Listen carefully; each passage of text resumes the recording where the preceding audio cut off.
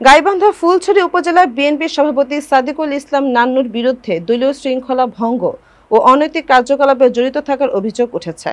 অভিযোগ তুলে ধরে সোমবার বিকেলে ফুলছড়ি উপজেলা বিএনপির কার্যালয়ে এক সংবাদ সম্মেলন করেছেন ফজলুপুর ইউনিয়ন বিএনপি নেতাকর্মীরা।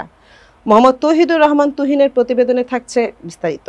সংবাদ সম্মেলনে লিখিত বক্তব্য পাঠ করেন ফজলুপুর ইউনিয়ন বিএনপির সাধারণ সম্পাদক শহীদুল ইসলাম শহীদ। সংবাদ সম্মেলনে উপস্থিত ছিলেন ফজলুপুর ইউনিয়ন বিএনপির সভাপতি মিজানুর রহমান মিলন, ফুলছড়ি থানা যুবদলের যুগ্ম আহ্বায়ক ওমর ফারুক, স্বেচ্ছাসেবক দলের সিনিয়র যুগ্ম আহ্বায়ক মামুন আহমেদ, ফজলুপুর ইউনিয়ন যুবদলের আহ্বায়ক রফিকুল ইসলাম। এই বিষয়ে সাদিকুল ইসলাম নান্নু বলেন, অভিযুক্ত ব্যক্তিরা এর আগেও বিএনপি ও সহযোগী সংগঠনের কমিটিতে ছিলেন এবং বর্তমানেও কমিটিতে আছেন। সেজন্য আমি তাদের পক্ষে প্রত্যয়ন প্রদান করেছি।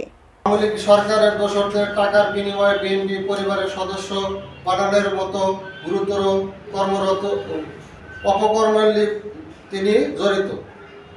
ফুলছড়ি উপজেলা ফজলুপুর ইউনিয়ন বিএনপির কার্যালয়ে ককটেল বিস্ফোরণ এবং ভাঙচুর মামলার আসামির চার্জশিট থেকে নাম বাদ দেওয়ার জন্য তিনি ফুলছড়ি উপজেলা ভারপ্রাপ্ত কর্মকর্তার নিকট নিজ স্বাক্ষর এবং দলীয় সিলমোহর এবং সংবলিত দরখাস্ত দাখিল করেছেন।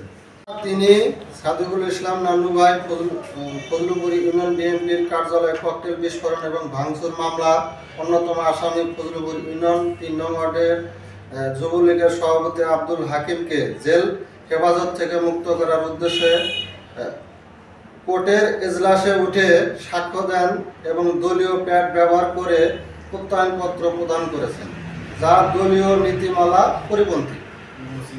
এবং এই সকল ঘটনায় ফুলছড়ি উপজেলা তৃণমূল বিএনপি ও নেতাকর্মী সাধারণ জনগণের মধ্যে নেতিবাচক প্রতিক্রিয়া সৃষ্টি হয়েছে এবং দলের ভাবমূর্তি চরমভাবে ক্ষুণ্ণ হচ্ছে। উল্লেখযোগ্য থাকে যে 5 আগস্ট এবং 2024 তারিখের পর থেকে তার বিরুদ্ধে একাধিক দলীয় শৃঙ্খলা ভঙ্গের অভিযোগ এবং স্থানীয়ভাবে উঠেছে। অতএব উপরোক্ত বিষয়ে বিবেচনা করে দলীয় গঠনতন্ত্র এবং শৃঙ্খলা অনুযায়ী